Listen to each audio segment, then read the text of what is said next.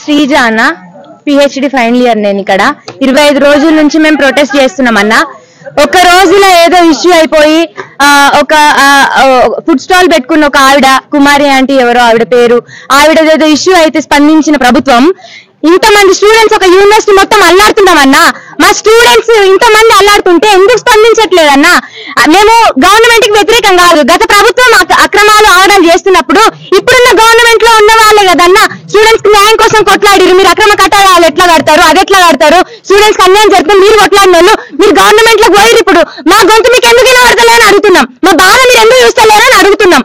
అక్రమ కట్టడాలు గత ప్రభుత్వం కట్టిన అక్రమ కట్టడాలు అవ్వచ్చు, ఏదైనా అవ్వచ్చు, మా యూనివర్సిటీ దరిదాపులకు ఏం రావద్దు.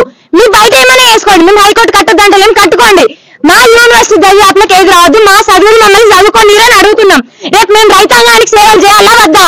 రైతులకు అండగా నిలిచే ప్రభుత్వమా కాదా ఇది? మేము కూడా ఓట్లేసినాం కాంగ్రెస్ గవర్నమెంట్, మాకు హక్కు లేదా? అడిగే హక్కు లేదా మాకు? ఈ రోజు మా యూనివర్సిటీ ఆఫీసర్లు వెళ్ళి గవర్నమెంట్ కి సంతకాలు పెట్టి మా ల్యాండ్స్ అన్ని ఇచ్చేస్తున్నా నాకు ఇన్ఫర్మేషన్ వచ్చిందన్న.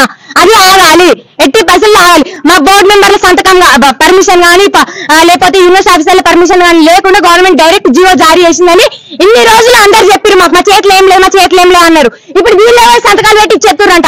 ఇది ఇన్ఫర్మేషన్ వచ్చింది, నిజమా అవదో మాకు తెలియదు. మాకు మా ల్యాండ్స్ పోవద్దు. వాళ్ళు మా యూనివర్సిటీ ఆఫీసర్లు అయినా, మా ప్రొఫెసర్లు అయినా, నాన్ టీచింగ్ స్టాఫ్ అయినా, కల్పిట్స్ ఎవరైనా రాజీనామా చేయాలి, రాజీనామా చేయాలి, అందరూ రాజీనామా చేయాలి. మా విద్యార్థులకు న్యాయం జరగాలి.